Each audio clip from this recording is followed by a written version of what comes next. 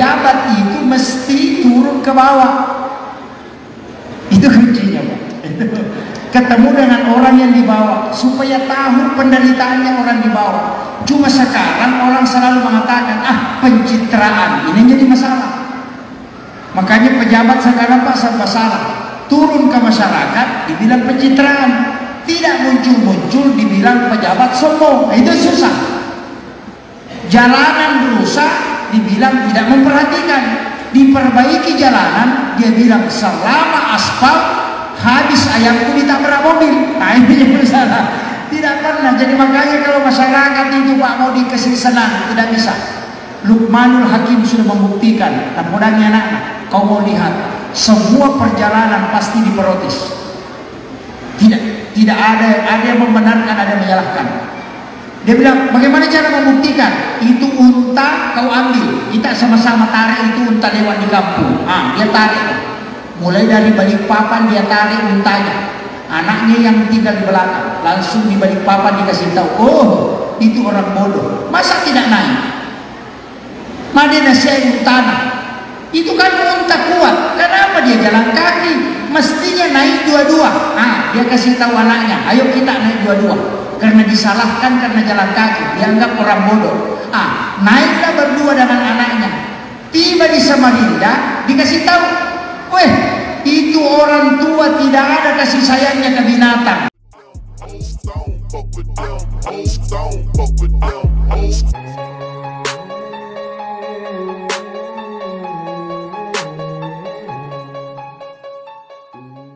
Karena dukun yang ambil nalai Sandroy, dia model seperti buaya dorong ke laut jadi musyrik.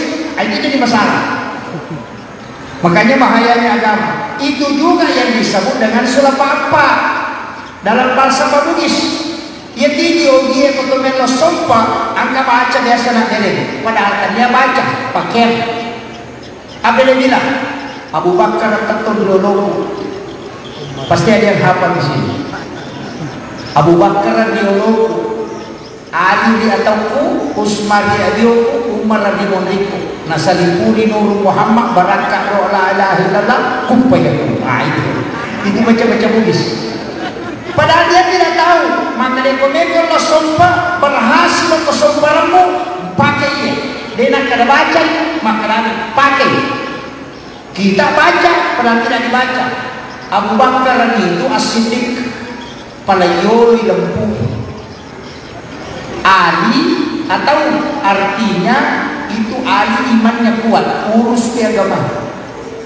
Usman di sebelah kiri, artinya harta akan ikut ketika agama kau urus.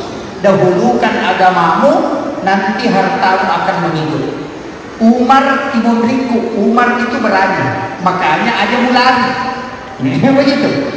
Jadi payok kay lampuke muakkatan di agama nacioli doy sanre puri awarannya nyanyi.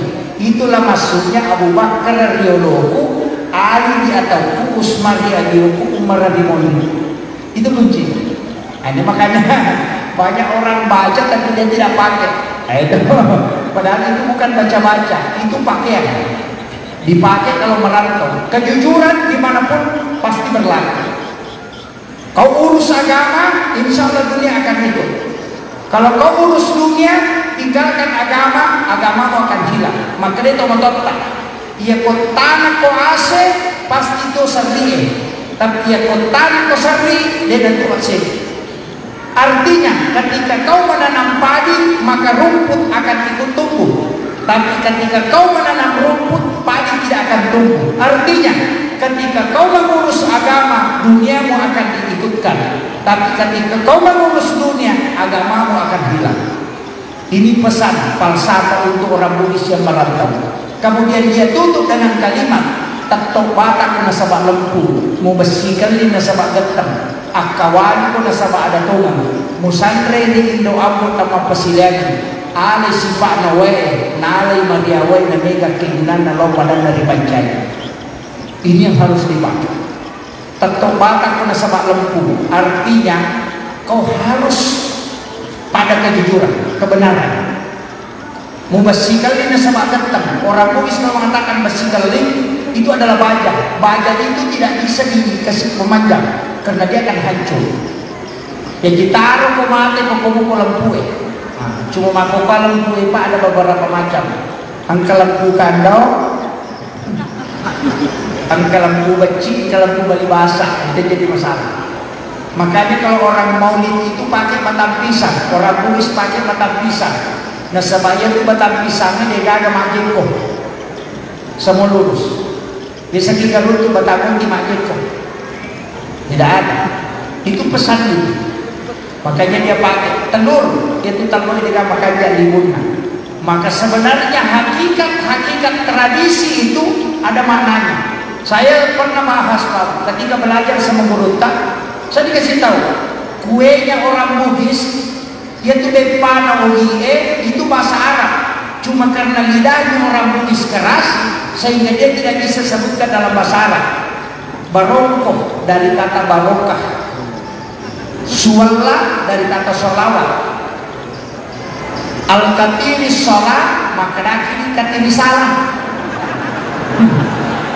Al-katiri mindi, maka daki katiri mandi.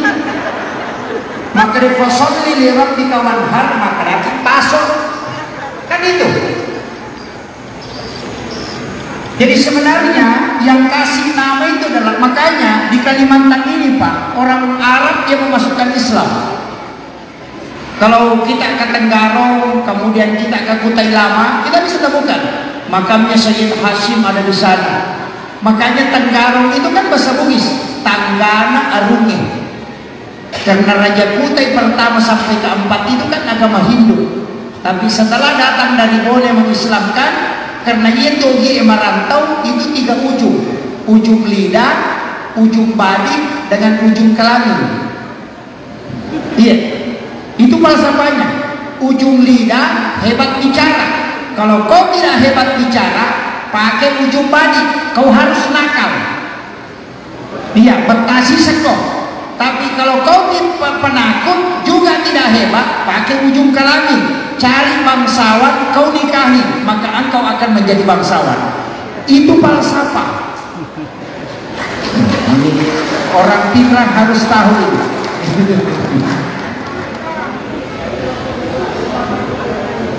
Tidak usah. Saya dikasih air pun tidak akan tambah ceramah. Saya kembali. Makanya sebenarnya Rasulullah itu ketika diperintahkan sholat, kenapa sholat ini penting Pak? Karena satu-satunya ibadah yang tidak bisa melakukan 2 aktivitas hanya sholat, dan tidak bisa tergantikan. Coba orang puasa nonton TV itu puasanya tidak batal, tapi orang sholat nonton TV pasti batal puasa sholatnya. Begitu. Orang haji bicara itu tidak batal hajinya, tapi orang sholat bicara maka dia akan batal sholatnya. Dan itu totalitas. Dan satu-satunya ibadah yang tidak bisa digantikan Pak. Haji bisa digantikan, namanya badal haji. Kalau sudah tidak mampu haji, sudah umurnya lanjut usia, kemudian ada uangnya, suruh anaknya hajikan, namanya badal haji. Itu boleh. Yang kedua, puasa boleh diganti dengan harta. Ketika sakit tidak bisa sembuh, bayar fidyah. Tidak usah puasa, bayar fidyah saja. Diganti dengan memberi makan kepada fakir miskin. Kemudian zakat boleh anak kita yang bayarkan, boleh orang yang lakukan. Yang ini uang kau yang antarkan, boleh. Tapi sholat tidak bisa. Seandainya bisa Pak, enak. Dari budak bawa bayi dia maka dalam rumah pasar, ia pemasang pejalon kedua petujuh cicam. Tidak bisa. Saya ini sibuk anggota dewan, harus ada yang saya harus urus. Angka merah urus. Kau istrinya dia suruh, kau sholat duhur 2 kali, kasih saya 1. Itu tidak bisa. Kemudian tidak ada istilah boleh ditinggalkan, tidak boleh. Kau tidak bisa berdiri, duduk. Tidak bisa duduk, baring. Tidak bisa duduk, baring, pakai isyarat. Tidak bisa pakai isyarat, panggil Pak Imam. Itu solusi terakhir, karena sudah mati itu. Makanya sholat ini satu-satunya ibadah, dan satu-satunya ibadah yang memberi nilai ibadah yang lain hanya sholat. Makanya sholat itu nilainya 1, yang lain itu 0. Puasa 0, zakat 0, umrah 0, haji 0, zikir 0. Jadi kalau zikir, puasa, haji, sedekah 0 tambah 0 tambah 0 tambah 0 sama dengan 0. Biar 1000, kalau 0 tambah 0 tambah 0 tetap 0. Tapi kalau ada sholat nilainya 1. Kalau sholat baru sedekah 1 tambah 0 itu sudah 10. Kalau zikir tambah 0 lagi jadi 100. Jadi nanti ada nilainya ini ke belakang kalau kau sholat. Makanya Rasulullah mengatakan sholat adalah kunci segala kebaikan. Karena itu baru bisa bernilai. Jadi yang kodeta sempajang, ma puasa ni nolo, mapasusa kaki nolo, masih kiri nolo, nolo tambah nolo tambah nolo tambah nolo, namun sisa kuku nolo tambah nolo, tetap nolo. Tapi kalau sudah sholat ada nilainya 1. Itu kuncinya. Makanya dari situlah saya dikatakan ia tuh sempajangnya pak bukan sinin na deceng. Kemudian as-sholatu miftahul jannah. Sholat itu adalah kunci surga. Wah, ini yang makanya kalau ada orang sering menyumbang bangun masjid, saya sering kasih tahu orang yang bangun masjid itu tidak ada jaminan masuk surga, Pak. Biar bangun masjid 100 itu tidak ada jaminan masuk surga. Karena hadisnya cuma bilang man bana masjidan fid dunya lillahi ta'ala banallahu lahu baitan fil jannah. Siapa yang membangun masjid di dunia karena Allah, maka akan dibangunkan istana di dalam surga. Nabi tidak mengatakan masuk surga, tapi dibangunkan istana di dalam. Kalau dia tidak sholat, tidak masuk.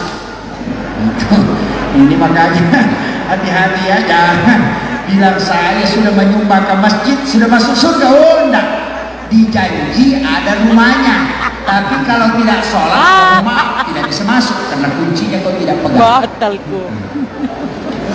Makanya saya kasih tahu Pak, pejabat harus sholat. Semua pejabat harus sholat. Kenapa sholat? Pemain judi sholat. Pak Boto sempajang. Oh, sempajang kok ya? Tahu kalasi sempajang. Kenapa? Jangan mengatakan nanti saya jadi orang baik baru mau sholat. Oh, kalian lupa. Kalau kau mati duluan bagaimana? Kuncinya sholat. Nanti sholat yang membuat kau jadi baik. Pasti mampang aja sempajangnya. Iya. Kalau kau tidak sholat, 2 pelanggaran. Yang pertama, kau melanggar tidak laksanakan sholat. Yang kedua, kau sudah berdosa. Tapi kalau kau sudah sholat baru melanggar, itu tinggal 1 kesalahanmu. Kan makira ya ko paboto na din sampaja makanya malaikat macilok ni man sampo dito na sampaja bototo ni iya di ko masampaja moki makanya malaikat mengakumu sebagai hamba madosa toniha. Itu kuncinya. Kemudian kenapa kita mesti sholat, Pak? Saya harus kasih tahu dulu kuncinya. Kenapa mesti sholat? Karena satu-satunya ibadah yang memiliki 2 dimensi hanya sholat. Kenapa saya katakan 2 dimensi? Orang mau selamat, kuncinya cuma 1. Kebaikannya lebih berat daripada dosanya. Kalau 100 kebaikannya, 90 keburukannya, orang selamat gitu. Biar beda 1, 99 keburukannya, 100 kebaikannya, oh selamat nih. Kan begitu. Kalau kita mentimbang, pakai timbangan, kalau berarti kebaikan ringan keburukan atau berarti keburukan ringan kebaikan, bagaimana caranya memberatkan kebaikan? Kuncinya 2, kurangi dosamu dan tambah kebaikan. Kalau kau tidak bisa kurangi ini, tambah yang di sini. Kan begitu. Jadi ya kalau mas sempajang kedua pas susu dosa si bawa tambah apalan. Makanya kalau kejelekanmu sedikit, kalau kau sudah sholat berarti dosa terhapus dan pahala bertambah. Itu kuncinya. Kalau sedekah bukan menghapus dosa, cuma menambah pahala, cuma menolak bala. Kalau zikir menambah pahala, tapi sholat dua fungsinya, menghapus dosa, menambah pahala. Makanya timbangan itu langsung terangkat kalau orang sholat. Ini kuncinya. Kemudian kita bicara sholat sedikit ini, yang sering kita lakukan. Sebenarnya kalau orang sholat itu Pak sudah tidak marah-marah. Jadi aku masuk pajak kita dia nak cicir, masuk pajak kita dia nak codokan, masuk pajak kita dia nak korupsi. Masuk pajak kalau orang sudah sholat itu tidak akan membuat orang jengkel. Maka bukan. Jadi aku masuk pajak di kapan dia nak korupsi, ya? Saya kasih tahu. Sebenarnya kadang-kala orang mengatakan, wah Pak Ustaz, dia sudah sholat, tapi kenapa masih curang? Tunggu dulu. Sholat itu ada 3, 4. As-sholati ma'al yaqdah, as-sholati ma'al hudur, as-sholati ma'al ghaidah, dan as-sholati ma'al yaqdah. Ada 4. Ada gaflah. Kalau ada orang sholat Pak sudah puluhan tahun sholat tidak berubah akhlaknya, berarti kehusyuannya berkurang. Tidak dia khusyuk, bacaannya jadi bagus. Oh sholat Allahu Akbar, tapi dia tidak khusyuk. Kalau ada orang yang nanti tahu mas sempajang, namo magalampe na bacana, kalau dia tidak khusyuk maka tidak akan berubah akhlaknya menjadi baik. Karena yang merubah akhlak adalah kehusyuan. Kalau bacaannya panjang berarti pahalanya banyak. Kalau kehusyuannya bagus, akhlaknya berubah. Makanya kalau ada pedagang di pasar rajin sholat tapi masih mengurangi timbangan, berarti dia tidak khusyuk. Itu kuncinya. Kalau mau deteksi Pak, gampang. Dia aja tak ada majid pian pas sepanjang nama kalasi, dia nama kaya peringaran. Situ kuncinya. Ini yang bisa kasih tahu memang rahasianya sholat sebenarnya. Kemudian satu-satunya ibadah yang tidak pakai perantara hanya sholat. Hanya sholat. Pak Bu, kenapa ada dikatakan sholat sunat musafir? Nah sudah ada doa musafir. Kenapa ini dikatakan sholat sunat taubat? Nah sudah ada doa taubat. Kenapa dikatakan sholat sunat hajat? Nah sudah ada doa. Kenapa dikatakan sholat sunat istihara? Nah kita sudah bisa berdoa. Karena satu-satunya ibadah yang tidak pakai perantara hanya sholat. Kalau kita punya masalah, maka minta di dalam sholat. Makanya Nabi itu kalau ada masalahnya langsung sholat. Ketika ada yang dia mau putuskan langsung sholat. Makanya ada namanya sholat sunnah istihara, sholat sunnah minta petunjuk. Cuma kadang kita masalahnya kalau sholat, baca bacaan sholat ruku sujud selesai sholat baru mengadu, tidak ada petunjuk. Padahal mestinya minta pada sujud terakhir dalam sholat. Jadi sholat itu bukan tujuan, tapi sholat adalah alat untuk mencapai tujuan. Jadi itu sampajangnya pakak kesani untuk sifat bicara langsung lokopomi. Saya kasih contoh. Kalau Bapak mau ke Jakarta, ketemu dengan presiden, bisa melalui jalur laut, tapi lama. Naik mobil, tambah lama. Kalau mau cepat sedikit, pakai pesawat. Tapi ada lebih cepat dari pesawat. Apa? Menelpon.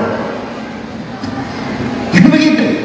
Nah, sholat ini adalah telepon langsung kepada Allah. Saya kasih ilmu Isra Mi'raj ini karena satu-satunya ibadah yang melintasi langit. Dan kenapa Rasulullah ketemu dengan Nabi yang bukan Nabi masyhur? Di langit pertama kan ketemu Nabi Adam.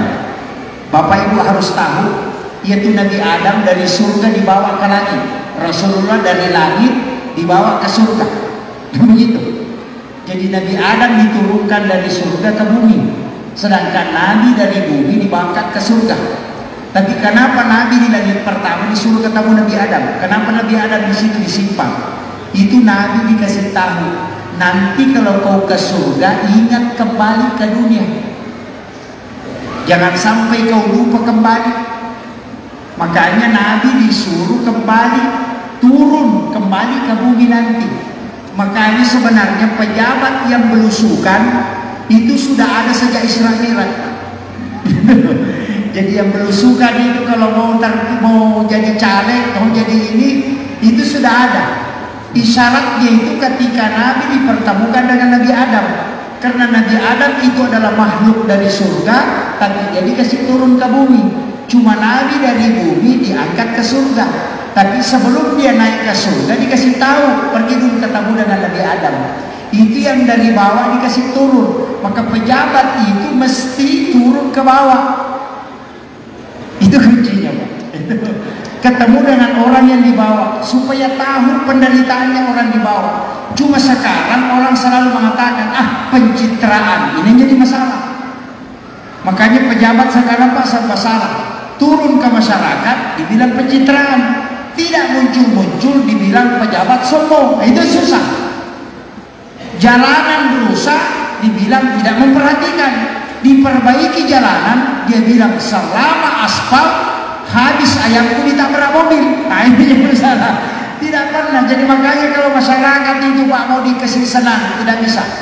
Luqmanul Hakim sudah membuktikan. Dan mudahnya anak, kau mau lihat semua perjalanan pasti diprotes. Tidak ada yang membenarkan, ada yang menyalahkan.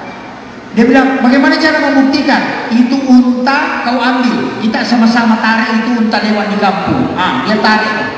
Mulai dari Balikpapan dia tarik untanya. Anaknya yang tinggal di belakang, langsung di Balikpapan dikasih tahu, oh itu orang bodoh, masa tidak naik? Madinah saya tanah.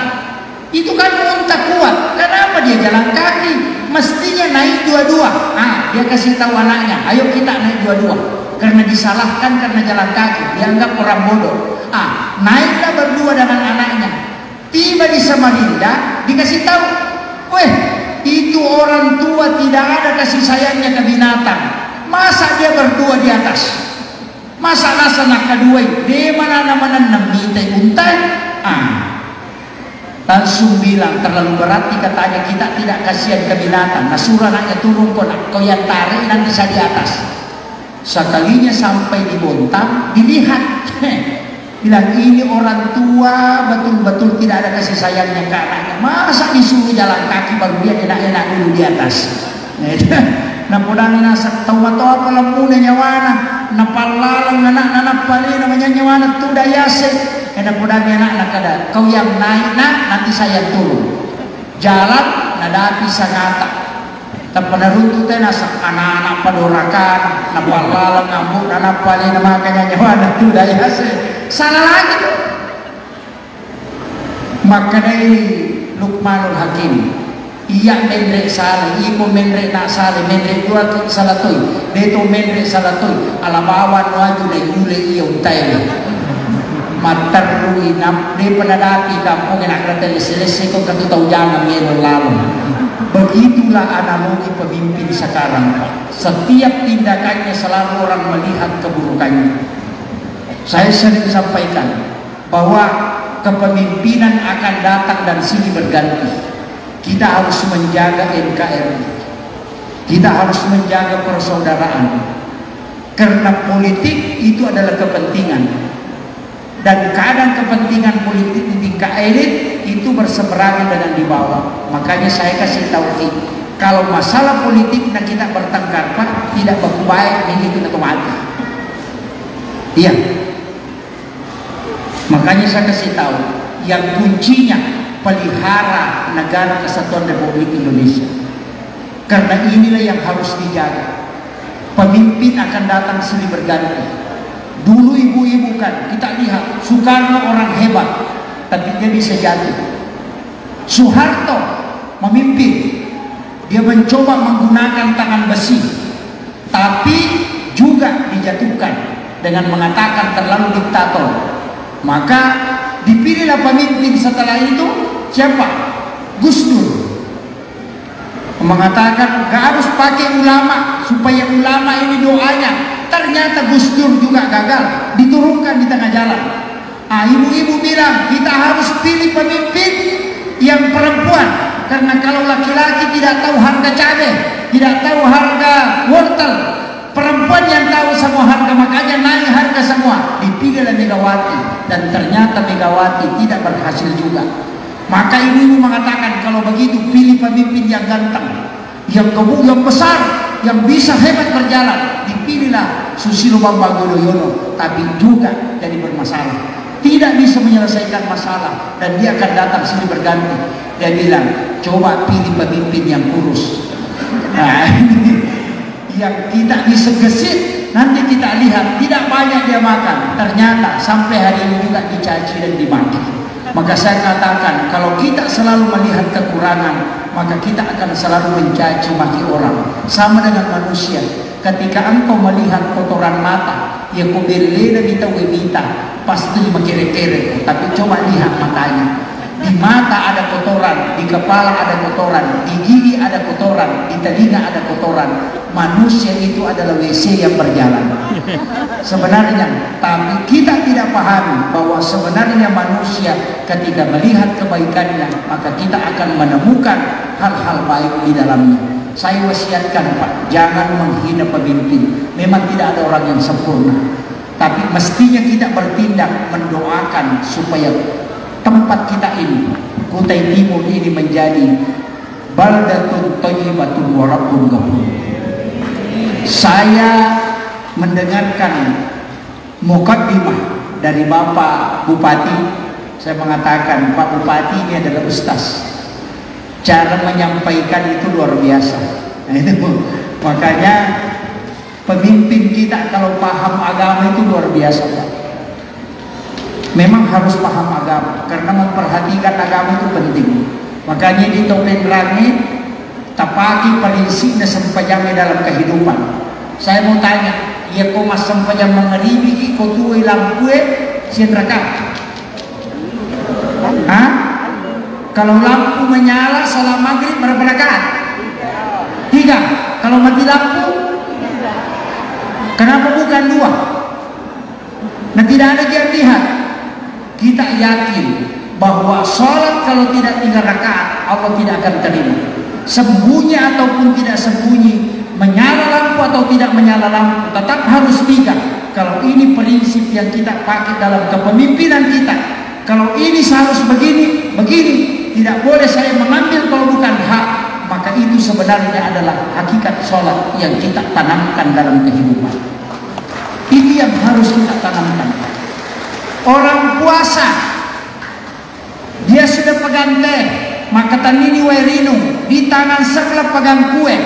Kalau orang belum azan, dia tidak akan makan, walaupun tinggal 1 menit. Kenapa? Karena dia yakin kalau saya makan sebelum sampai waktunya, maka puasaku tidak akan diterima. Ketika ini prinsip yang ditanamkan orang, bahwa ketika saya ambil yang bukan hak saya, maka Allah tidak akan menerima, maka pasti dia jujur. Itulah kunci iman sesungguhnya. Tapi upasan Miki ketama surga. Mau masuk surga, Pak? Mau. Tidak antri masuk surga. Ya kumelo kita masuk surga, masagena lalang itu letama surga. Tidak antri. Seperti kalau ke pasar, nah bukan hari pasar. Pada kalau kita pasar ada pasar. Kuncinya cuma 3 kata Nabi. Yang pertama, balaslah keburukan orang dengan kebaikan. Wala idecek jana tawe maji idecek.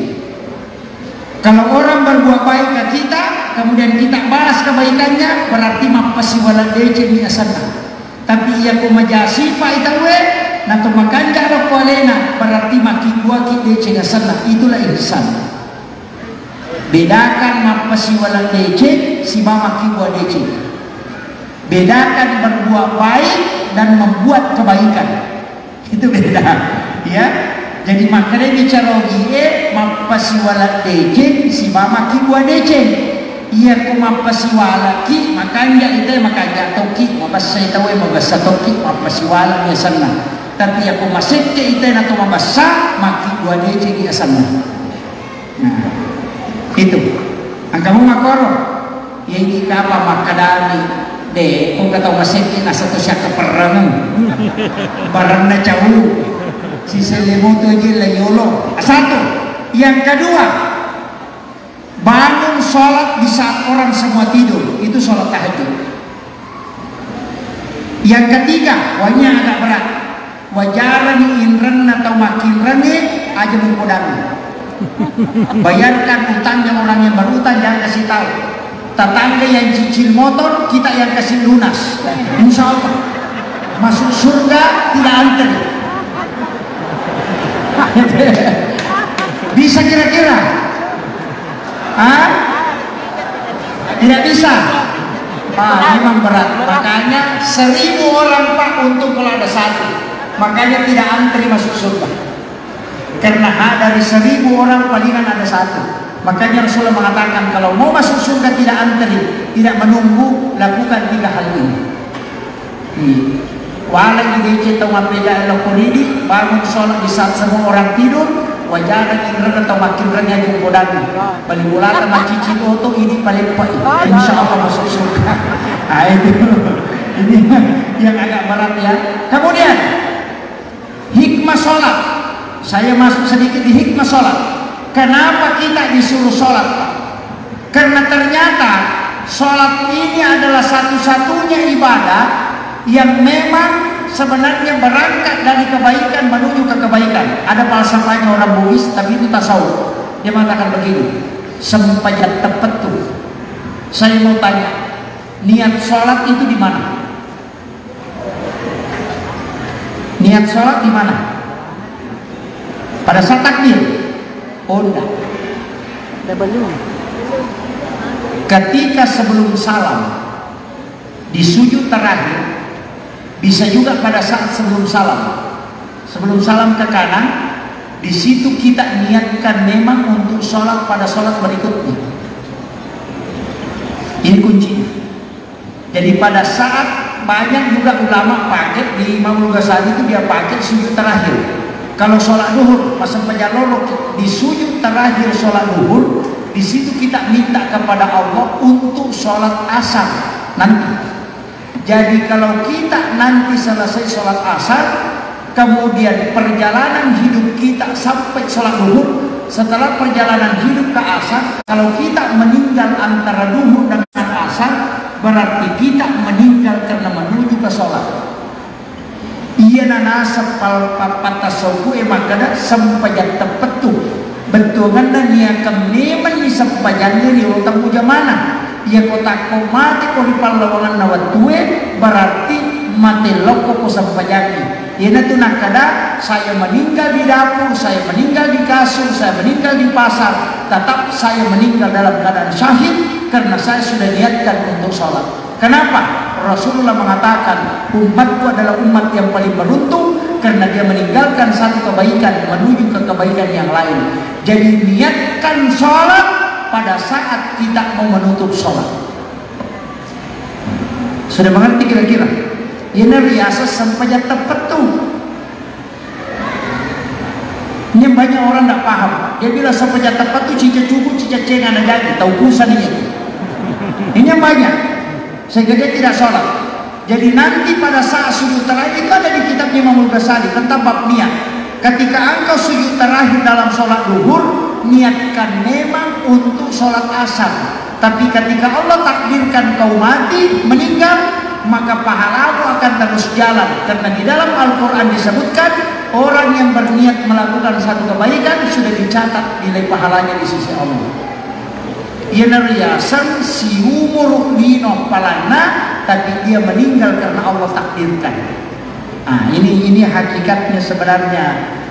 Tapi bukan sholat saja bu, tarwi terakhir, coba sujud terakhir, malam terakhir, tarwi terakhir, rakaat terakhir, minta juga kita akan tarwi di Ramadan berikutnya. Itu juga berjalan. Pada saat kita keluarkan zakat, niatkan memang berzakat tahun depan. Kalau harta tidak cukup, pahalanya kita sudah dapat. Ina riasan temap pesipet tuli lalang nampak kasiwil. Nah, ini yang kadang orang tak tidak paham. Sehingga kadang-kadang ibadahnya itu terpotong-potong.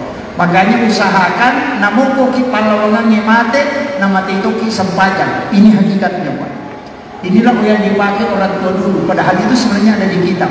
Kemudian Saya kasih hikmah yang kedua. Sholat itu Pak Bu, sholat sunat subuh saya kasih tahu. Ini karena ada pejabat yang hadir. Sholat sunat subuh, ya kok mas sampainya sunat subuh. Ini sholat sunat subuh saja. Rakaat pertama baca alam nasrah. Rakaat kedua baca alam tarakaib. Sholat sunat subuh sesudah asar subuh. Kau tidak akan kena penyakit tulang.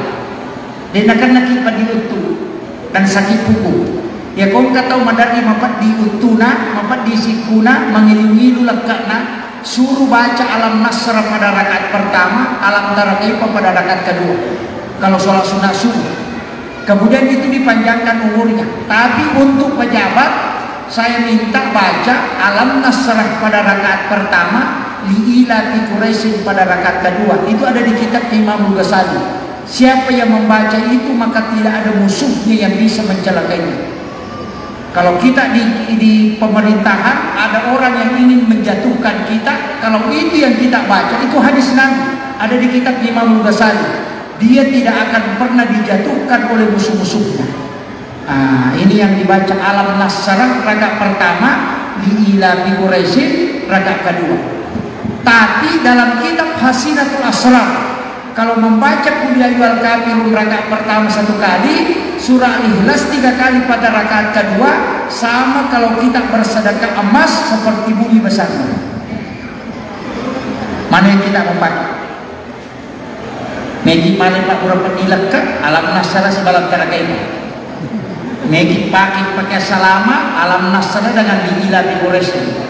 Megi masjidat kepada ulama pada Raja Nalino Uliayal Kabir dan surah Al-Ikhlas. Itulah makna rakaatanil fajr khairum minad dunya wa ma fiha. Mau berapa Ustaz? Saya mau ambil semua.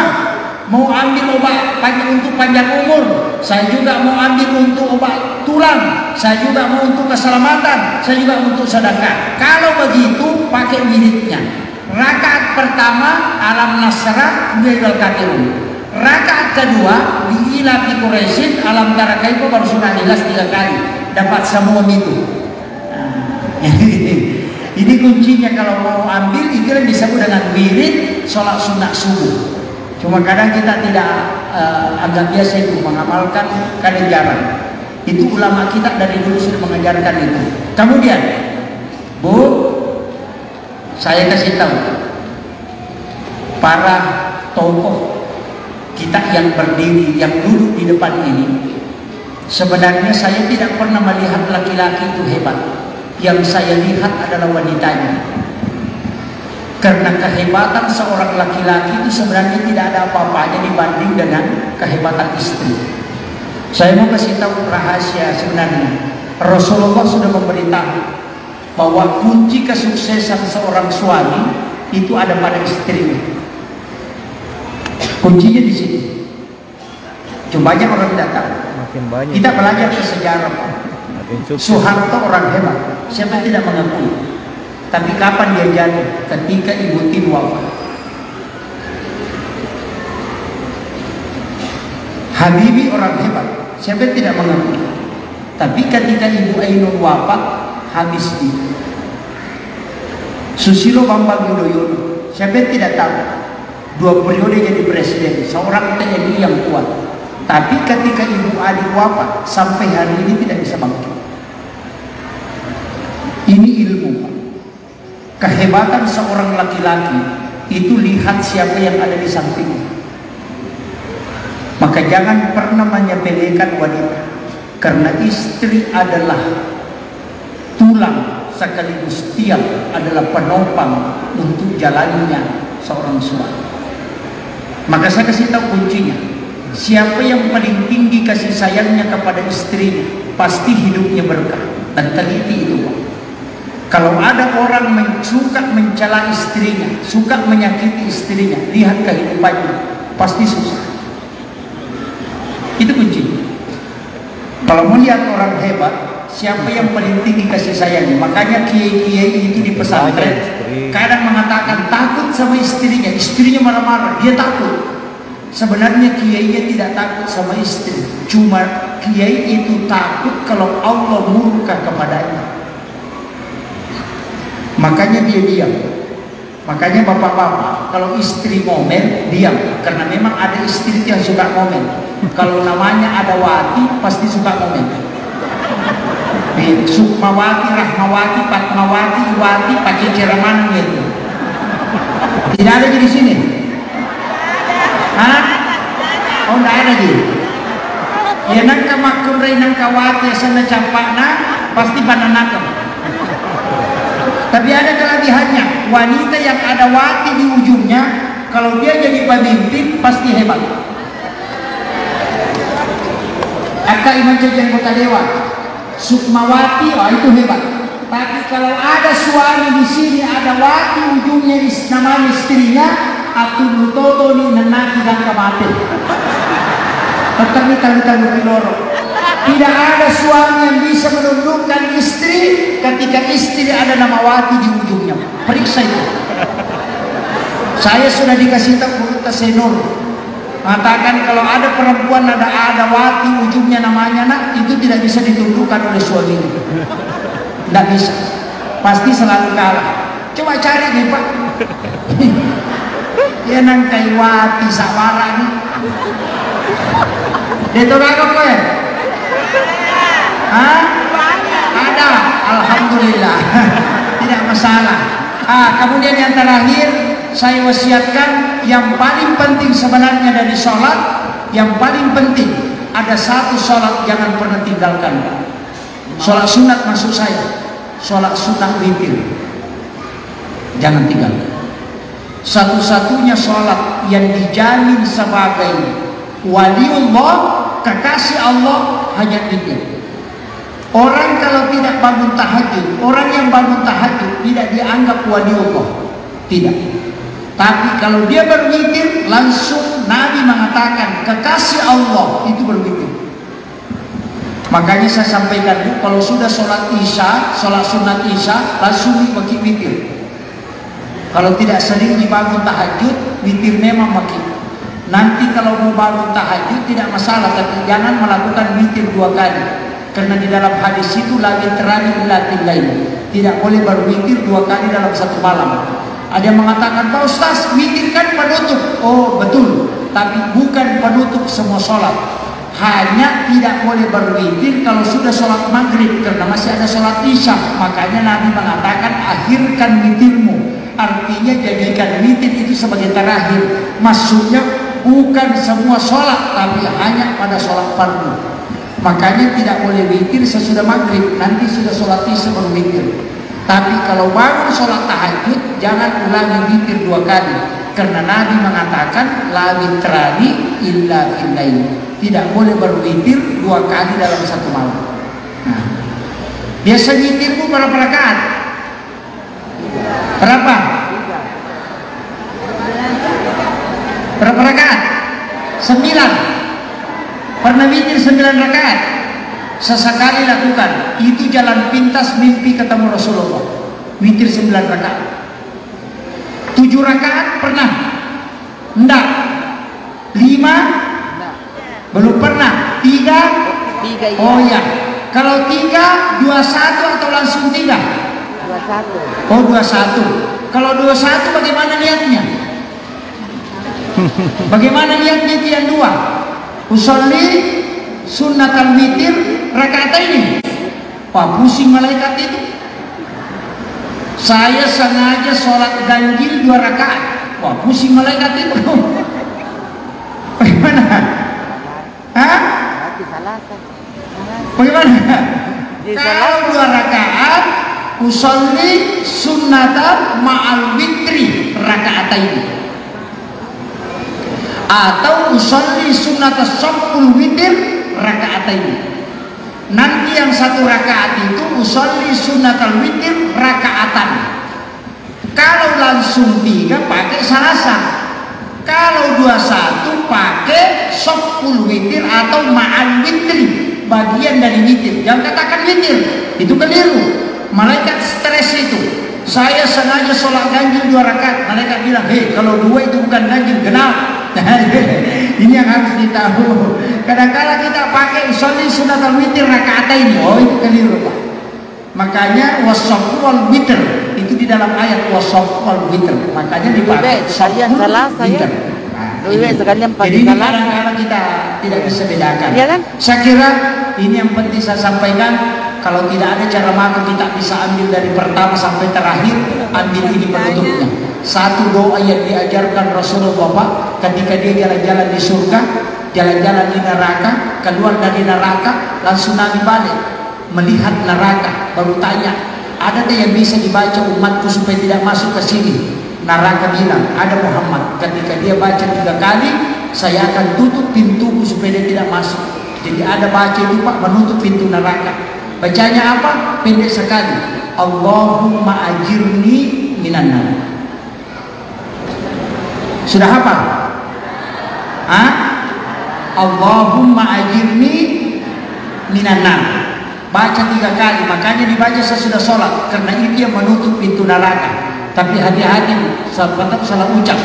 Allahumma ajirni minan nar. Ya Allah, jauhkan aku dari api neraka. Jangan sampai bilang Allahumma dakhilni minan nar. Ya Allah, masukkan saya ke dalam neraka. Wah, itu yang bahaya. Makanya hati-hati. Mari kita bersama-sama berdoa kepada Allah Subhanahu wa taala. Amin. Allahumma shalli ala sayyidina Muhammadin wa ala ali sayyidina Muhammad. Alhamdulillahirabbil alamin hamdan syakirin. Hamdan na'imin hamdan yuwaffi ni'amahu wa yukafi'u mazidah. Ya Rabbana lakal hamdu kama yanbaghi li jalali wajhikal karim wa 'azimi sultanik. Rabbana zalamna anfusana wa in lam taghfir lana wa tarhamna lanakunanna minal khasirin. Rabbana atina fid dunya hasanah wa fil akhirati hasanah wa qina adzabannar wa qina adzabannar wa qina adzabannar. Wa sallallahu ala sayyidina Muhammadin walhamdulillahi rabbil